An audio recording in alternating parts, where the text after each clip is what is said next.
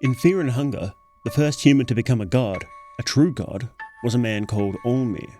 He preached for the unity of mankind under the reverence of the old gods and was crucified for his heresy. In his death throes, Olmir ascended to the heavens, becoming a god himself, a god of hope and domination. Upon his return, he led a cataclysmic campaign of revenge. He reshaped the world and humanity forever. How could a mere human do this, and why? To find out, we need to go back into the prehistory of the world of Fear and Hunger and construct a new timeline. Together, we can understand how and why Olmir reshaped the world through his war in heaven. Sleep is pretty important, don't you agree? I always struggle with it, but you know what helps? Sleep masks. This isn't a funny ad thing. I've actually just used sleep masks for years, and no joke, the best one I've ever had was by today's sponsor, Manta Sleep. Circadian rhythm, blue light, etc, etc. Look, your sleep sucks. You need good sleep, and sleep masks help. And yeah, I'm a man who is #pro-nap, but trying to nap during the day is a pain when you can't block out the light. Enter Manta Sleep Masks. Really comfortable, no pressure on the eyes, straight up pitch black, and easy to wear. I have the Manta Sound sleep masks and the speakers sound great and they're super thin. It's actually really cool. If you want a great sleep mask, Manta Sleep are giving you 15% off site-wide plus mystery sleep kit if you use code Mythonics at checkout. But you have to order right now, you have to order right now. This special only lasts for a couple of days, so click the link in the description if you want a cool sleep mask or you want to see me torment Michael some more. Thank you Manta Sleep very much for sponsoring today's video. Now, back to the lore.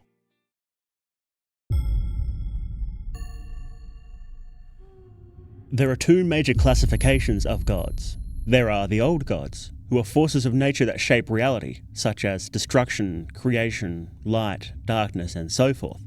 After creating humanity, they left the earth a long time ago, and only their traces remain. Then, there are the new gods, humans who have used a golden throne left by the old gods to become living legends, but whose power fades over time. Typically rising to godhood in groups, they are inevitably replaced by a new set of new gods in a number of centuries. These are the basics, and we will delve into these subjects as appropriate. Despite being forces of reality, the old gods did not create the world. Their arrival from space is carved into ancient stone tablets from about 3000 BC, found in a country called Abyssonia. If the old gods created humanity, then who saw their arrival? The truth is, the old gods were around much earlier than when this carving was made. Before man walked the earth, there were the lizard men. In the museum, we find a stone carving whose description reads, "The slabs depict the 9 chromatic blights mentioned in the Book of Homer. The carving dates back approximately 20,000 BC. The blights mentioned here are the lizard men equivalent to the new gods. 22,000 years ago was the height of the last ice age, which is a tremendous amount of time in the past. How does that fit with the merely 5,000 years ago the human carvings said that the old gods arrived from space? Well, 5,000 years ago was when human civilization was born. Humanity were no longer one with nature, but set themselves apart. Thus, the old gods, the literal forces of nature, became distinct entities to be placated, negotiated with, and worshipped. The old gods, coming from a realm known as the Green Hue, and the mortals from base reality, met in the middle. The old gods were obviously intrigued by these creatures and, perhaps driven by a desire to bridge the gap between them, constructed the city of the gods, Mahab, and eventually built the Golden Throne. This throne allowed the lizard men to ascend higher, becoming lesser gods themselves. Mahab was forevermore the seat of power for these earthly gods, but their power was limited, and they would rise and fall in power over the centuries, each time being replaced by another set of blights. By the 1600s, the lizard men are long forgotten. Their civilization fell long ago, and their only remaining kin had been embraced by the god of those lost and forgotten, the god of the depths. It's in the embrace of this god, deep inside and under the dungeons of fear and hunger, that we find some of their ruins. A dark chasm underground has massive stone structures of the lizard men adorning its walls. Deeper still, we find their ancient stone chambers in caves widened and reinforced by human mining efforts from recent times. In fact, whoever built the dungeon seemed careful to leave their architecture intact. At the deepest layer of the dungeon, where the mercenary Captain Lagarde is kept, is a stone door and pillars adorned with the carvings of the lizard men. This door is one of the few ways a living mortal can enter the city of the gods. Deeper still, the god of the depths has swallowed huge chunks of their ancient catacombs, an area now known as the Gauntlet. One of the few surviving lizardmen calls it the Race to Ascension, a purpose-built area for challenging those who wish to become gods. It's likely that this whole area was supposed to lead to the gates of Mahab before being swallowed by the god of the depths, as the word ascension is also used to refer to the process of becoming a new god. However, ascension also has another meaning, one very relevant to the Gauntlet, that we will discuss soon.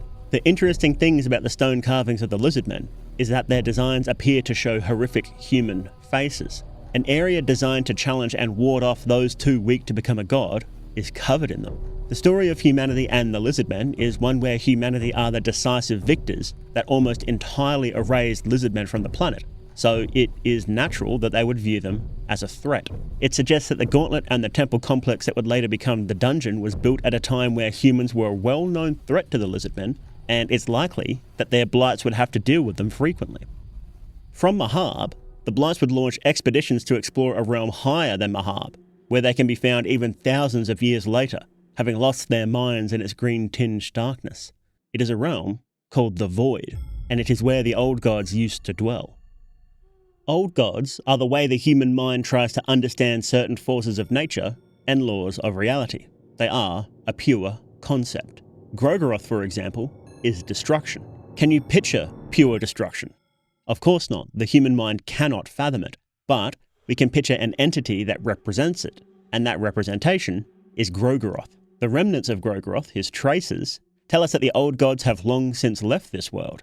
What does it mean that a pure idea has left this world? Since the god of death and destruction has left, does that mean that those concepts no longer exist? Well, clearly not. If you're familiar with the Platonic forms, then you'll probably understand where this is going. Every human shares certain ideas with each other, and there are certain ideas that exist in every human culture. Love, death, creation, destruction, light, dark, truth, lies, nature, and so forth. Could a human truly understand the core concept behind any of them? No, not really. What I think destruction is slightly different from what you think it is. However, the fact that every human has an idea of it suggests that there is a true form somewhere, and we are merely each seeing a different angle of it. At some point in the world of fear and hunger, the actual, pure idea of destruction, creation, and others were actually here. Life cannot be sustained in their presence, and they knew it, as we can see in the Void and the Gauntlet, which are almost entirely devoid of life. So, the old gods left, leaving behind their traces. The world still acts on those ideas, but only as glimpses of the whole. The god of nature, the most important god for this story perhaps, was called Nanush. The seed of its father, Groggoroth, the god of destruction, was fermented within the god of life, Sylvian, and Nanush and humanity lived in symbiosis. But humanity grew greedy, and a war was fought between them, leading to the death of Nanush. Man renamed this dead god to Venushka, meaning the guilt of mankind. From this story, it's clear that Venushka is more than just a god of nature, but also a god of balance, order, life, and death. But being the god of nature carries a heavy weight by itself. The forces of the gods are the building blocks of the world, as in nature itself. This gives Venushka the position of being the avenue through which humanity interacted with those natural forces. Venushka was the face of the old world order which humanity and probably the lizardmen would turn away from. Venushka was also a god of meditation and enlightenment.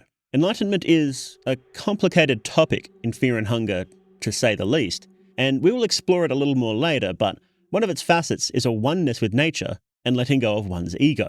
Venushka, being a god of balance, nature, and equilibrium, represented a path to enlightenment for humanity. We can see this through various things. Venushka's meditative pose in the Skin Bible is dedicated to it. The Book of Enlightenment, which, when used, describes your soul leaving your body, it also has a depiction of Venushka, covered in leaves and showing its eye. The Heartless One, a new god, uses both plant-based magic and light-based magic. This light magic outright uses runes from the Book of Enlightenment, and, interestingly, the Heartless One holds one of the swords made for the King of Mahab, called Red Virtue. Its pair is a sword called Blue Sin, so, presumably, the king held the balance of sin and virtue in his hands. We can see Venushka's path to enlightenment in a literal form, with an entity called the Maiden of the Depths. In ancient times, a woman was the bride to the god of the depths, and in order to be together, she was turned into a great tree whose roots reached deep under the earth to meet them. It's clearly a blessing of Venushka, whose magic causes trees to grow. The woman, now a magical tree, is a bridge between the realm of humans and the realm of the gods, and quite literally leading to the gates of Mahab in the dungeons of fear and hunger. It even acts in reverse. The tree roots are the home to the mumblers, servants of the god of the depths, some of which, called greater mumblers, have gained sentience and broken free from the god's influence, likely because of living in this bridge between realms. Despite this path to enlightenment, humanity bristled under this order because they were under the yoke of the old gods. Humanity's defining trait is domination and want, and, naturally, they wanted to rise to the top themselves. This inevitably led to conflict between humanity and the old order, which, surprisingly, led to humanity killing the god of nature. The older gods, before they left this world, nominated a king to watch over Mahab and mankind. Based on what we know now, it's likely that this king was Venushka, or rather, Nanush, before humanity killed them. But if killing a god, or even its traces, is so hard, then how did humanity do it? Human history is divided into two halves, before the man-god Allmir ascended, and after.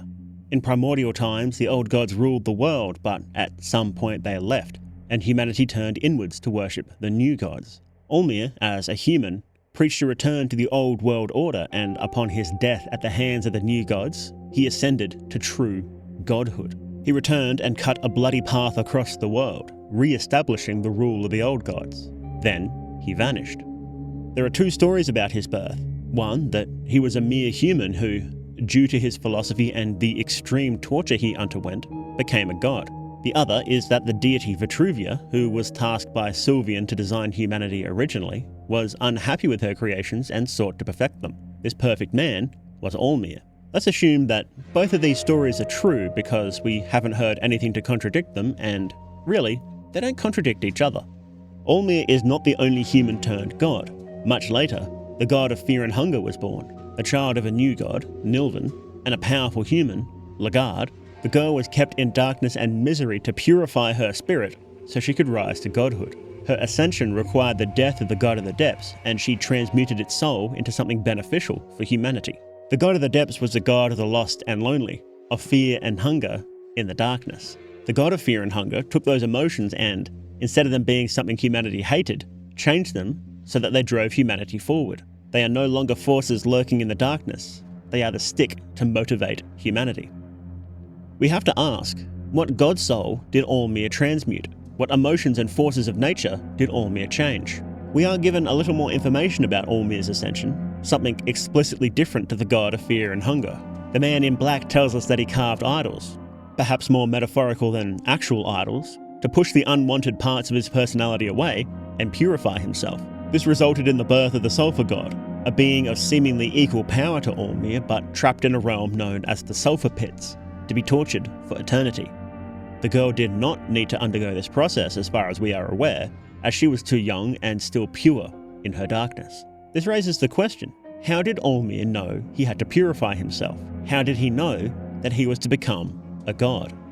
The first known new god is one named Bethel, or sometimes Betel. He was part of the new gods who ruled Mahab after the death of Allmir and founded the Great Library to hold the entirety of humanity's knowledge, in an attempt to reach enlightenment. He was a great wizard, creating the Sorcerer's Stone, a magical ring that soothes the mind of the wearer. The name Sorcerer's Stone being a reference to the Philosopher's Stone, a theoretical substance that could be used for enlightenment. Very little is known about him, so we have to work backwards from his death. Bethel was killed by Nashra, the next new god to take his place, in what the other new gods call a trick. What might this trick have been? Bethel is always shown in a seated, meditative position, calling to mind the pose of Venushka. It's clear from his ring, his library, and his soul type, which is of course the enlightened soul, that he was seeking enlightenment, and likely then following the teachings of Venushka. There are a number of spells associated with Venushka, one of the final tier being called spontaneous combustion, where the user becomes the flame itself. Fire magic is also associated with the god of destruction, who is commonly associated with enlightened souls, although we will explore this connection later. Nashra, of course, is also obsessed with fire magic. Bethel was seeking and failing to find enlightenment for centuries, before the arrival of Nashra. Nashra, pretending to humble himself at the feet of this living god, tricked him into becoming the flame itself and burning himself to death, so Nashra could take his place as the new god of enlightenment. I'd just like to point out here, because it won't fit anywhere else, but the Temple of Torment in Mahab is all melted stone.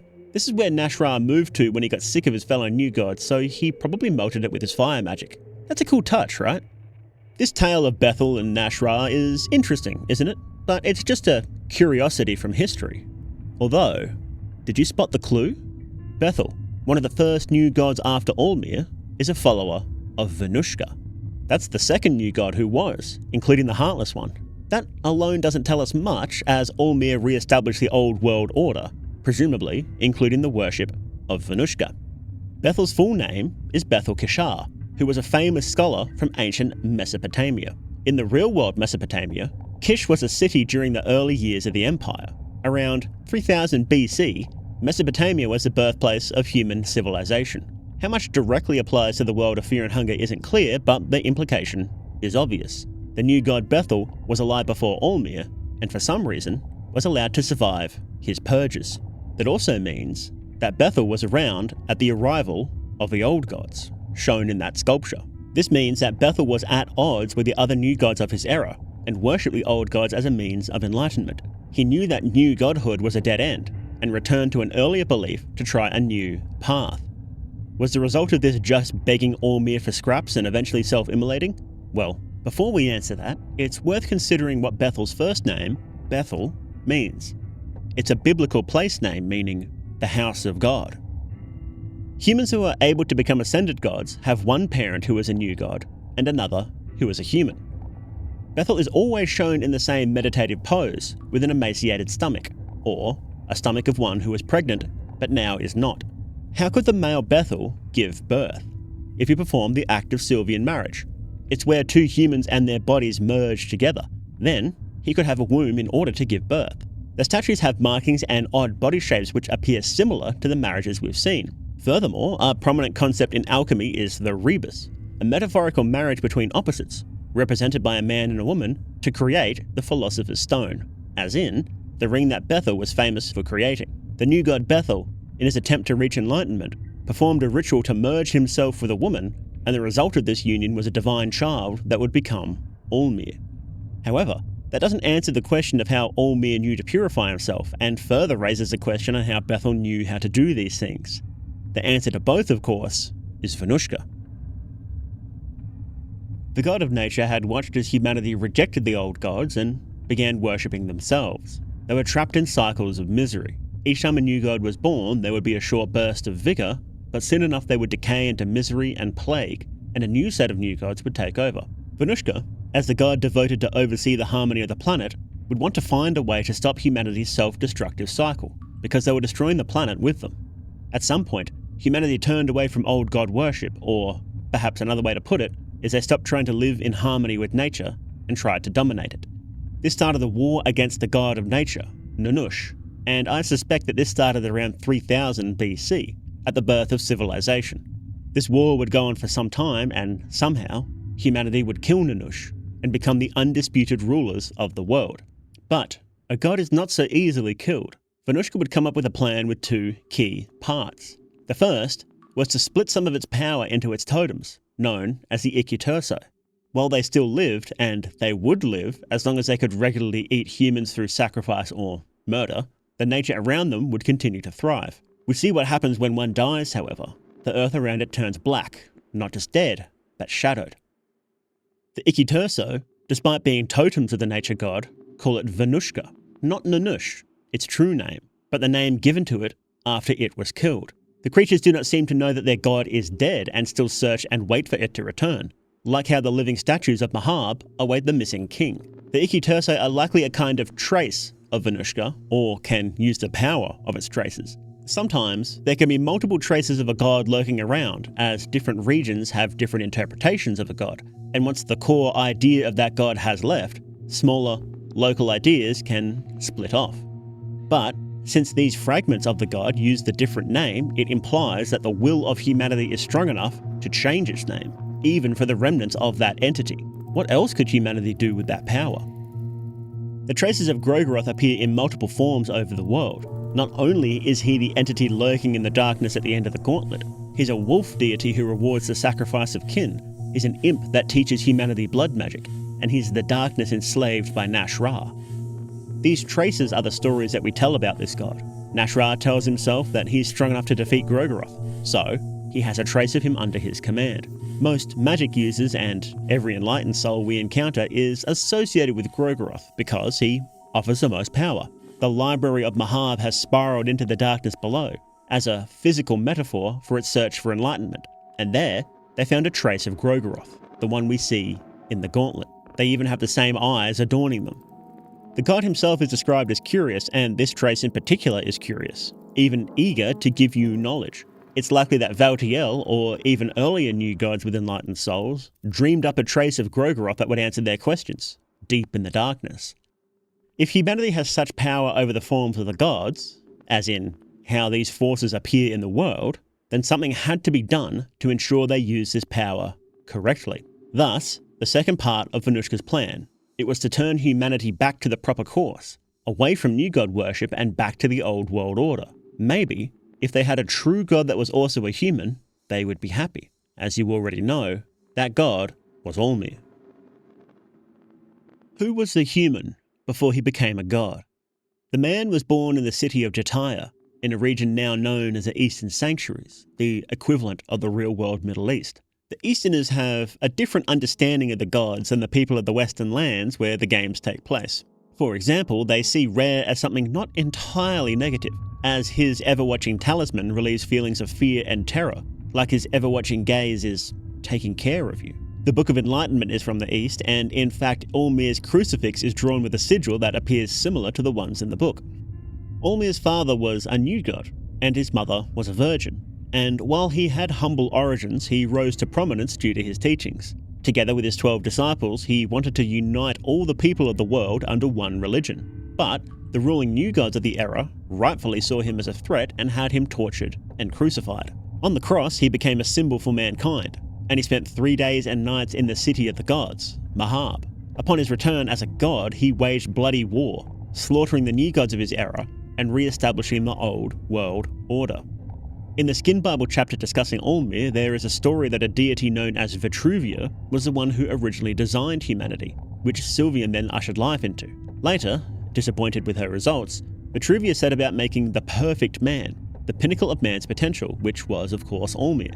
Vitruvia was either an old name for Venushka, as name changes over time are a relatively common theme in this game, or this story shows that the gods were commonly disappointed with humanity. Either way, the gods planned Olmir's ascension. The Skin Bibles dedicated to the gods say that Venushka was killed, but also that an old god never truly dies. Venushka was said to have been a seed of Grogoroth that fermented for an eon. Likewise, Olmir has existed for eons as a seed of his father.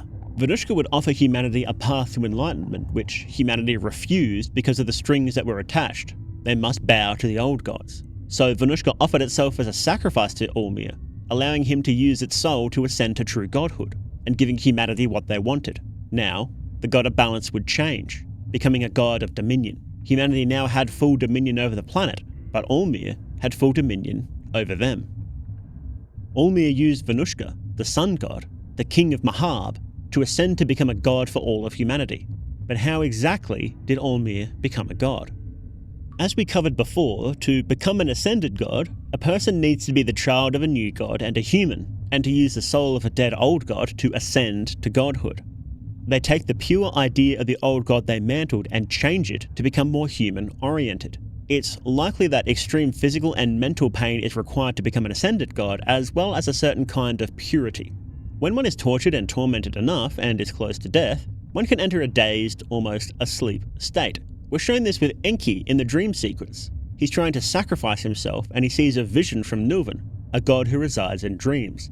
This unconscious state brought Enki's soul closer to the realm of the gods. The same likely happened to Olmir as he was crucified for days, which bridged the gap between the human realm and Mahab. Mahab is also obliquely referred to as an afterlife, and there appears to be spirits roaming its streets, so there's a chance Olmir did actually die as a human before he returned. While exploring the dungeon, we find Mahab and the 4 ruling new gods of the era, called the Fellowship. The method of ascension is one that all the Fellowship grapple with in their own way in their attempt to transcend its limits. Ron Chambara focuses on the torment, torturing himself and others for centuries. Francois focuses on the purity, trying to purify gold and himself, and create an alchemist stone in an attempt to find the true city of gold. Valtiel, the enlightened one, thinks that more knowledge and reaching enlightenment will help him ascend. Nilvan, the endless god, turns her attention to making a pure human, one that has only felt pure feelings of fear and hunger and nothing else, before being thrown into the maw of the dead god of the depths. She was the only one who was correct in over 1,000 years. But her version of the process was more than just copying Ormir. It was a refined version. How did she know that? In some diaries found in the dungeon, there is a reference to a character we never meet, Selene, the head priestess, who was so important she can order around even the captain. She ordered that Lagarde be brought to the lower levels of the dungeon, right next to the secret entrance of Mahab. Lagarde, of course, was the father of the girl who would become an ascended god. The name Selene is a name for the ancient Greek goddess of the moon. The old god Rare is the god of the moon, and knowledgeable about the process of ascension, as he makes his minions guard against it. Rare also watches over the tomb of Ormir, and the tiles of the tomb bear his visage.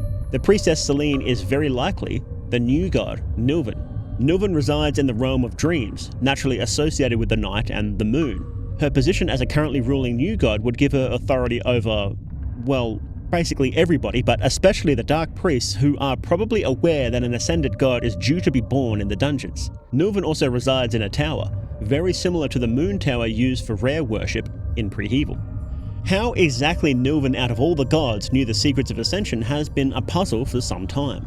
Knowing this about Selene, however, it's very likely then that Nilvan hatched a plan to get close to the moon god and learn how to make a second human god. It stands to reason that an old god like Rare would know the secrets to ascension. Even his focus on preventing humans from doing it makes sense. If it requires the death of an old god, then it's simple self-preservation. But Rare and his minions can't directly interfere with the process and can only try to manipulate people into their desired outcome. We'll discuss that a little later. When Ormir was born, was there much difference between Ormir's bloody domination compared to the cold reaping of Venushka? The dominating soul tells us clearly what a god of domination is about. What is true domination? There is no domination if there are no weak. That is the law of nature. You wanted to dominate the oppressive and hopeless darkness. Domination is a law of nature, one that Ormir took and applied to the world, making humans the one doing the dominating. He binds all of humanity together under one ideology, that of the old god worship, but elevates them to be above nature. It's a little bit of a contradiction, as the old gods are nature. Venushka allowed this contradiction as humanity was still under the power of the actual old gods. In fact, all of Ormir's power came from them. The idea that Ormir represents is the same idea as it was before, it's just that humanity's relation to that idea has changed. But what happened first? Did humanity's belief in the idea change, or did Ormir ascend first? Here's where the real magic happens. It's the same. An idea can be forced into the minds of humanity by ascension. The sun god is now a human, and humanity are the dominant force on the planet. The god of dark places is now human, and no longer are they a source of terror, but now they're sources of curiosity. When a human ascends to godhood, they take on the powers of the god they used, albeit realigned. However, some of these powers are cast aside.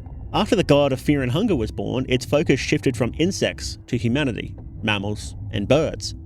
There are fragments of insect magic still around, which are still related to the old god of the depths. So when Ormir ascended, what did he take and what did he cast aside? His magic grants powers of weaponizing the blood with blood weapons, using it to travel great distances with blood portal, and rituals of protection through self-sacrifice. He brings humanity together with pain and blood. His iconography shows that he is also a kind of refined sun god associated with the light. The sun in Mahab fades with his life force, and he's drawn as a sun god by humans, with the phrase, "Let there be light." All of these things, or at least similar things, were under the domain of Venushka before it died. Now, Venushka is only plant and fire magic, the things that Ormir did not want to take. After Ormir returned from Mahab, he waged a bloody war. He slaughtered the corrupt kings of his era, the ruling new gods, and established the old world order. Like we discussed earlier, this was part of Venushka's plan to restore humanity's faith in the old gods, and prevent them from focusing inwards. Ormir would then go on to rebuild Mahab as he pleased, making it closer to his home city of Jataya, as pointed out by Kahara the rogue. One new god was spared this wrath, however, Bethel. In Allmir's new Mahab, a grand library was built to store the knowledge of the old gods, an attempt to reach true enlightenment. But was Allmir's ascension not enough? Apparently not, because even Allmir would vanish not long afterwards. At some point, Allmir died. His skeleton can be found in the Tomb of the Gods just outside the gates of Mahab. In the past, his full corpse can be found. He may not entirely be dead, just clinging on to life. Either way, he's dead not long afterwards. The sun of Mahab is tied to him. While he's still barely living, it's bright but cold. When he's dead, it shines no more. This, obviously, is a world-shattering secret. Allmir's death is not directly addressed by any character or book in the series. How did he die? How could he die? Allmir isn't quite dead when you find his full corpse. The Outlander, Ragnvalder, says he's just barely alive. So what is he doing in the tomb? Well, following on from the god he mantled, he's meditating. He's meditating to fully bridge the gap between the old gods and humanity. It's no coincidence that the Tomb of the Gods is a nexus of realities, where humans can physically enter the city of the gods while still awake and still living. Not only does it link Mahab to the human world, but it even has a path to the Green Hue, the real home of the gods. The ground of the tomb is paved with the tiles bearing the face of the moon god, a god dedicated to preventing humanity's ascension. Why would Allmir open the path to the gods, but put a barrier in place at the same time? In fact, why would Allmir reform humanity's religion, then almost immediately leave? First question first. Allmir planned his death. He hid himself away and had himself protected by Rare to prevent his soul from being used for another ascension. The reason why he did this is the answer to the second question. Allmir died to allow humanity to finally be free from the yoke of the old god's oppression. Allmir is a god of human domination, humanity dominating nature, the world, everything. He was intended to be a bridge between humanity and the gods to finally make them recognize their place under the gods, but that is not the nature of humanity. When Allmir ascended, his first undertaking was to slaughter the new gods. This is because they were a false path, a dead end leading humanity nowhere. Then, he would bring all of humanity under his umbrella of the old world order, in effect, resetting the state of humanity to the last time they had a real potential of growing. An important part of these reforms was the establishment of the Great Library of Mahab. He foresaw that humanity would likely keep up the endless cycles of new gods, but if they had a central core they could build upon over the cycles, they would still grow each time. After humanity was set upon a better path, he removed the final barrier to their self-determination: himself. He meditated himself to death in a place that would become known as a Tomb of the Gods, which became a nexus point for multiple layers of reality, making it easier for humanity to reach Mahab and learn the truth about the gods. The other false path, the path of ascension, was incredibly difficult, and humanity was not likely to ever take it again. Allmir still gave Rare the charge of guarding humanity and preventing them from attempting ascension ever again. After Allmir had vanished and the only remaining old god was bound to inaction, there was chaos. Humanity needed now to shape the world on their own.